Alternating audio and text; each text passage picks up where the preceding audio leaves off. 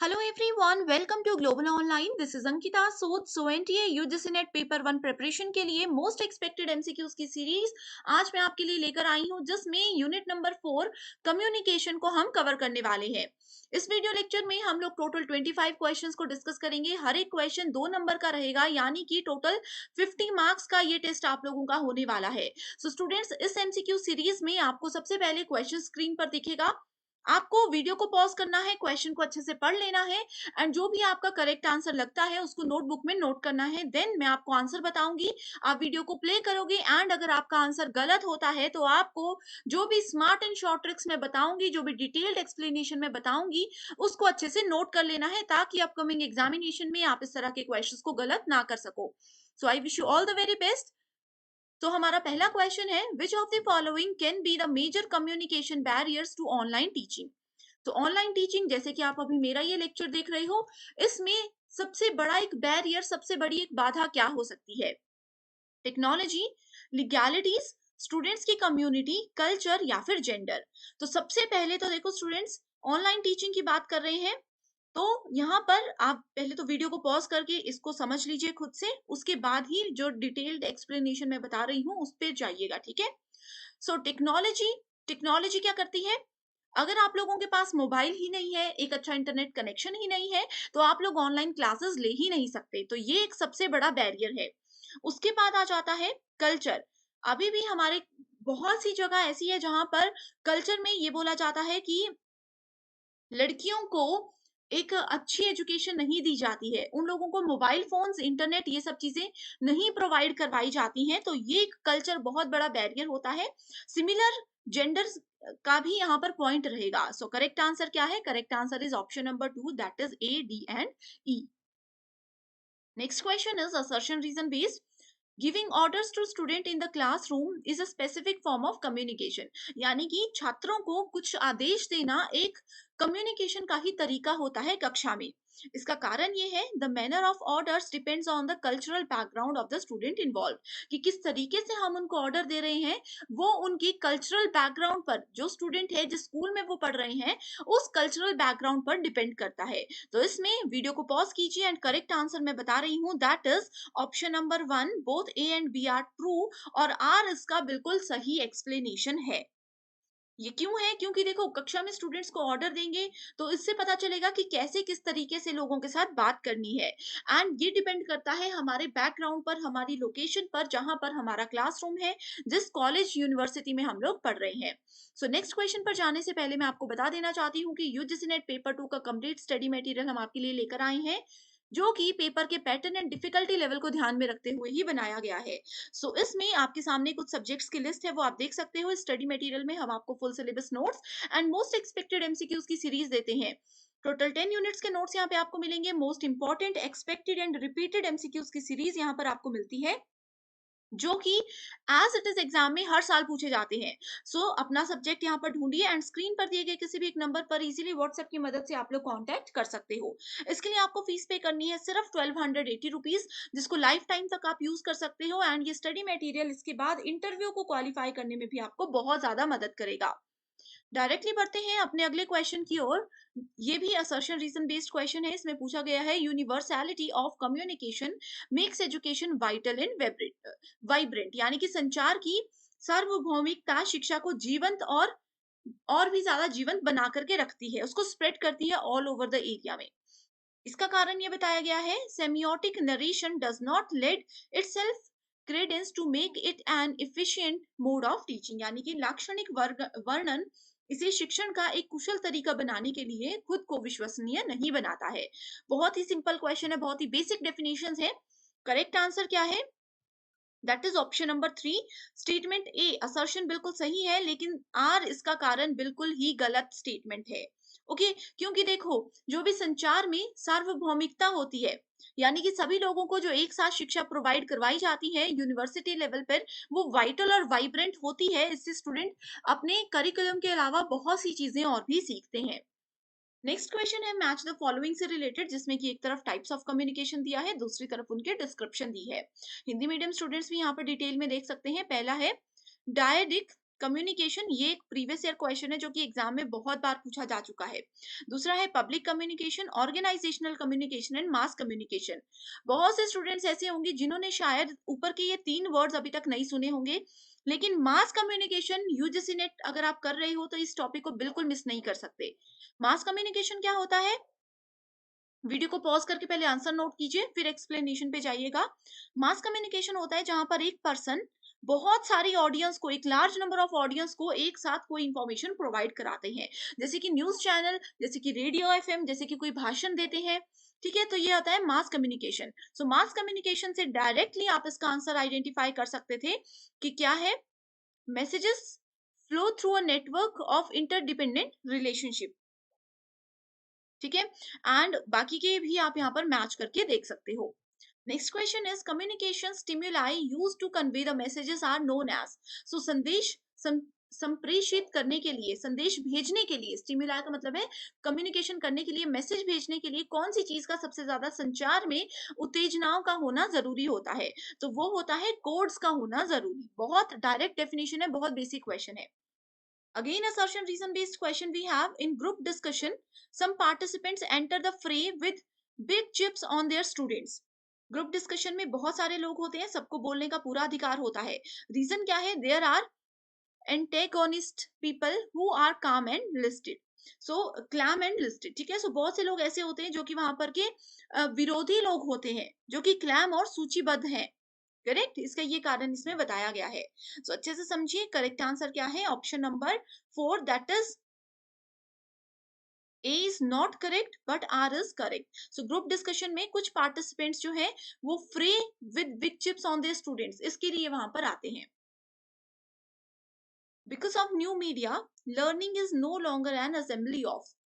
सो new media में क्या चीजें आती है? ऑनलाइन टीचिंग आती है, टेक्नोलॉजी आती है, ऑनलाइन जो कम्युनिकेशन हम करते हैं वो सब चीजें आती है। Learning is no longer an assembly of facts.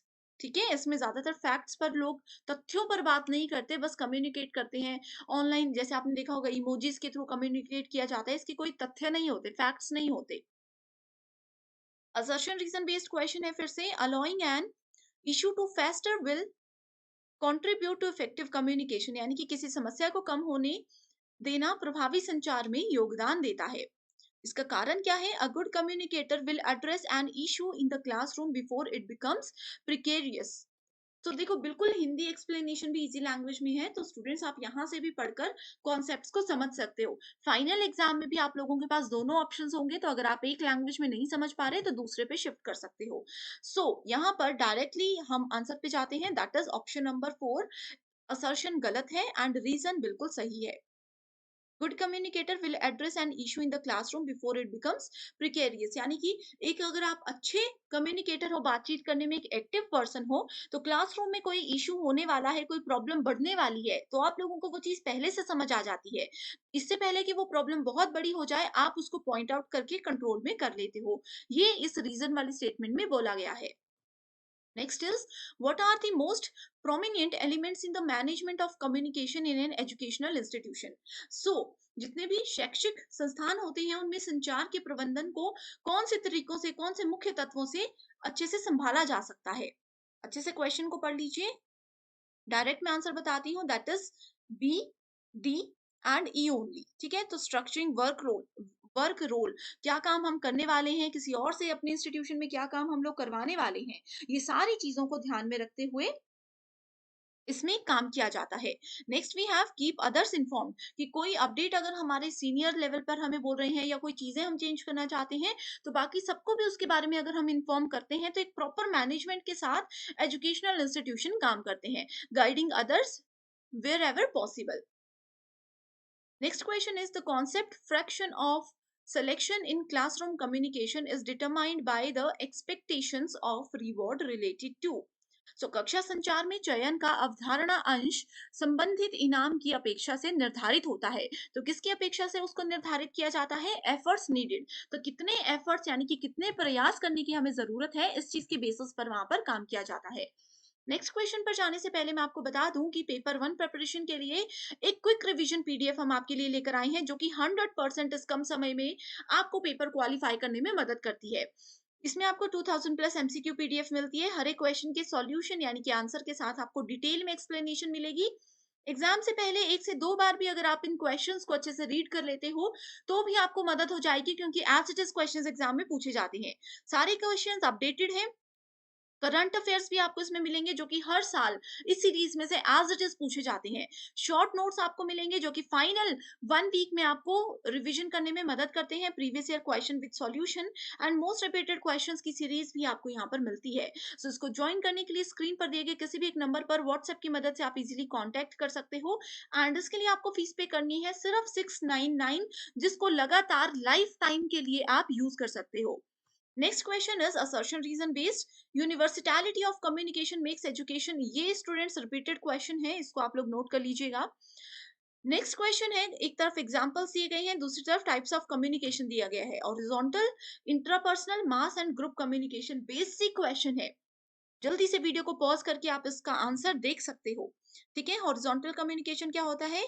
Internal conversation with fellow workers, अपने लेवल के लोगों के साथ अगर हम बात कर रहे हैं, जैसे एक डिपार्टमेंट के एचआर दूसरे डिपार्टमेंट के एचआर के साथ बात करते हैं, इस तरह से आप यहाँ पर देख सकते हो। Mass we have already discussed. ठीक है, यहाँ पर फटाफट से आप इसको देख सकते हो, बिल्कुल बेसिक डेफिनेशन है। The chronological sequence in the development of communication system is, so communication अगर हमें करना है तो उसका एक सीक्वेंस होता है, तो वो सीक्वेंस क्या है? emergence ऑफ लैंग्वेज, यानी कि हमें पहले भाषा को डिसाइड करना है कि ए और बी अगर बात करना चाहते हैं तो किस लैंग्वेज में बात करेंगे ताकि दोनों को समझ आए। Cave paintings, interpersonal communication, verbal यानी कि बोल करके हम बात करने वाले हैं। Appearance of printing technology, telecommunication system. So correct answer is cave paintings, यानी कि केव पेंटिंग्स का मतलब, यहाँ पे थोड़ा सा हिंदी में प्रॉब्लम है। केव पेंटिंग्स का मतलब होता है कि पहले हमें टॉपिक पता होना चाहिए कि हम क्या करने वाले हैं, कि हम किस बारे में बात करने वाले हैं, किस तरह के लोगों के साथ हम बात करने वाले हैं। उसके बाद लैंग्वेज डिसाइड होती है। इस तरह से ये प्रॉपर सीक्वेंस को हम फॉलो करते हैं। Next question is, the positive impact of communication depends on, तो अगर संचार को हम अच्छा बनाना चाहते हैं तो उसके सकारात्मक प्रभाव क्या हो सकते हैं? तो ये हो सकते हैं प्लानिंग। सबसे पहले अगर हम प्लान करके बातचीत करेंगे तो कभी भी ऐसा नहीं होगा कि हमारी कम्युनिकेशन वेस्ट चली गई, हमने कुछ फालतू बात कर दी। दूसरा है मीडिया सिलेक्शन, यानी कि किस तरीके से हम बात करने वाले हैं, किसी पर्सन के साथ सामने बैठ के बात करेंगे, किसी के साथ मोबाइल फोन पे बात करेंगे, या फिर ऑनलाइन उसको वॉइस मैसेज भेज देंगे, किस तरीके से बात करेंगे। यूज ऑफ लैंग्वेज, यानी कि कौन सी भाषा का प्रयोग हम बातचीत करने में करने वाले हैं। अगर ये तीनों चीजों को आप अच्छे से सेलेक्ट करके किसी के साथ बातचीत करते हो तो आपका कम्युनिकेशन बहुत ही ज्यादा इफेक्टिव माना जाता है। Which of the following factors are important in communication? So संचार में किन चीजों को इंपॉर्टेंट माना जाता है? स्लैंग, यानी कि किस टोन में, किस तरीके से आप बोल रहे हो। कैनिकल एटीट्यूड, यानी कि आपका एटीट्यूड क्या है। कई बार होता है हम बेसिक सी चीजें बोलते हैं लेकिन हमारे बोलने का तरीका ऐसा होता है कि सामने वाला उसको गलत वे में लेकर के चला जाता है। नेक्स्ट इज फ्रेमिंग, कि किस लेवल तक कौन सी बात हमें किसी को बतानी है। कई बार होता है ना, थोड़ी सी बात बतानी होती है लेकिन हम बहुत ज्यादा खुल जाते हैं किसी के सामने, जो नहीं बताना होता वो भी बता देते हैं, वो फ्रेमिंग आता है। प्राइमिंग मतलब कितनी बात को कितने लेवल तक खींचना है, कितना बताना है। इमीडिएसी मतलब तत्कालता, कितनी जल्दी कितने पॉइंट्स को हमें यहाँ पर प्रेजेंट करना है। तो एक कम्युनिकेशन को अच्छा बनाने के लिए कौन सी चीजें इंपॉर्टेंट है? सी, डी एंड ई। ठीक है, अगर हमारी टोन खराब है, हमारे बोलने का तरीका गलत है, तो वो नॉर्मल सी बात में भी लड़ाई बढ़ सकती है। ठीक है, सो इसीलिए ऑप्शन ए और बी को हमने कैंसिल कर दिया है। Next question, types of communication and examples दिए गए हैं। सो बाकी तीन अगर नहीं पता, क्योंकि थोड़ी सी यूनिक लैंग्वेजेस है, यूनिक वर्ड्स हैं, सो आपको नॉन वर्बल पता होगा, जिसमें हम शब्दों का प्रयोग नहीं करते, सिर्फ इशारों से बातें करते हैं। वो इशारे मुंह से भी हो सकते हैं, हाथों से भी हो सकते हैं, बॉडी लैंग्वेज से भी हो सकते हैं। सो इस अकॉर्डिंग करेक्ट आंसर क्या है? करेक्ट आंसर डी के हिसाब से आप देख सकते हो। ट्रैफिक सिग्नल लाइट, ये क्या है? नॉन वर्बल है। ट्रैफिक सिग्नल में कुछ बोला नहीं जाता, सिर्फ रेड लाइट आती है, हम समझ जाते हैं कि हमें रुकने के लिए बोला जा रहा है। अगर आपका ये ऑप्शन अगर आपको आता होता तो देखो आप इजीली करेक्ट आंसर को आइडेंटिफाई कर सकते थे। तो स्टूडेंट्स, यूजीसी नेट में यही तरीका है। कई बार बहुत सी टर्म्स ऐसी आती है जो हमने नहीं सुनी, लेकिन एक टर्म ऐसी होती है जो हमें पता होता है, जो कि बेसिक होती है, एंड उसी के बेसिस पे आप क्या कर सकते हो? करेक्ट आंसर को ढूंढ सकते हो। Next is, in communication interpretation of the message depends on. अब देखो स्टूडेंट्स, इस क्वेश्चन में जो मैंने आपको ट्रिक्स बताई, अगर आपको ये हेल्पफुल लगी है एंड आप चाहते हो कि इस सीरीज को मैं कंटिन्यू रखूं एंड इसी तरह से स्मार्ट एंड शॉर्ट ट्रिक्स पे अलग से भी एक वीडियो लेकर आऊं, तो आप मुझे कमेंट जरूर कर सकते हो। तो interpresentation interpretation sorry of a message depends on what. So ये किस पे डिपेंड करता है? कॉन्टेक्स्ट पे, कि मैसेज का प्रसंग क्या है उस पे डिपेंड करता है। The sequence of cultural institutions in communication is.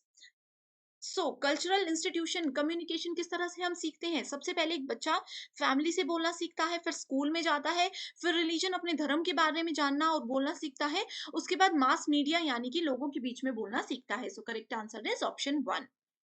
Statement based question है, free and unlimited use of non verbal cues enhance the communicative aspects of classroom teaching.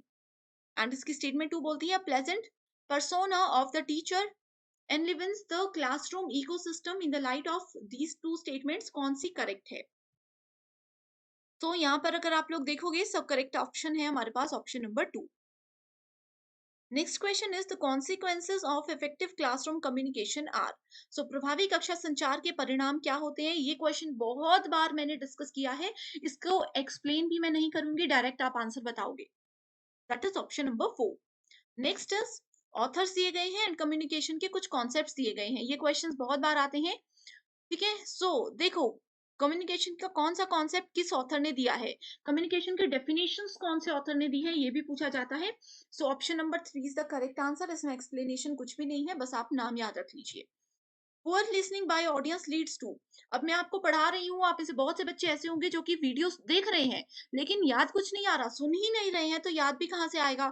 तो इससे क्या हो सकता है? इससे इनएक्यूरेट इन्फरेंस हो सकता है, यानी कि गलत निष्कर्ष निकल सकता है। अब आप लोग सुनोगे ही नहीं क्लास में टीचर क्या बोल रहे हैं, तो आप लोगों के मार्क्स कम आएंगे। मार्क्स कम आएंगे तो आप लोग ब्लेम करोगे अपने एजुकेटर को कि उन्होंने नहीं पढ़ाया, तो ये इनएक्यूरेट इन्फरेंस होता है। Identify the correct sequence of mass media functions. Mass media function का एक सीक्वेंस कौन सा होता है? ये होता है, पहले आपके पास इंफॉर्मेशन होती है, फिर एजुकेशन, फिर entertainment, then we have transmission of culture, then social integration. Which of the following are true in respect of communication? Communication में कौन कौन सी चीजें बिल्कुल ट्रू है? फिल्टरिंग द प्रोसेस, कि बोलना कितना बोलना है, किसी को कितनी बात बतानी है। बैरियर लेस प्रोसेस, कि कम से कम बाधा हमारे बोलने के तरीके में हो। Life long process, universal process या कलेक्टिव प्रोसेस। करेक्ट आंसर है सी, डी एंड ई ओनली। क्योंकि कम्युनिकेशन में हम जितनी मर्जी कोशिश कर लें बैरियर्स ना आए, लेकिन कुछ भी हो सकता है। फिल्टरिंग प्रोसेस भी ये हो सकता है, ठीक है। Next is cognitive dissonance in classroom communication is the result of. तो कॉग्निटिव मतलब मेंटल लेवल, किसी के दिमाग में कितनी चीजें हैं, उनका मानसिक जो लेवल है, दिमाग याद रखना, ये सारी चीजें आती हैं कॉग्निटिव के अंदर। सो इसका करेक्ट आंसर है स्टूडेंट्स के इंटरेस्ट पर। कोई स्टूडेंट अगर अच्छे से सुन रहा है, क्लास में पूरा दिमाग लगा करके सुन रहे हैं, तो वो अच्छा स्कोर करेंगे। उनका इंटरेस्ट है वो तभी सुनेंगे। किसी स्टूडेंट का इंटरेस्ट ही नहीं है, वो जबरदस्ती बैठे हैं, तो वो सुनेंगे ही नहीं। तो क्लासरूम में कम्युनिकेशन बेहतर हो ही नहीं सकता। तो ये थे आज के 25 क्वेश्चंस। आई होप स्टूडेंट्स आप लोगों ने बहुत ही अच्छा स्कोर किया होगा। 50 में से 40 प्लस हम विश करते हैं कि डे बाय डे आप लोग अच्छा स्कोर करोगे। जितना भी आपका स्कोर है आप हमें कमेंट कर दीजिए एंड आपकी तैयारी को और बूस्ट अप करने के लिए इसी तरह की सीरीज को हम कंटिन्यू रखेंगे। So thank you so much for watching the session and I wish you all the very best.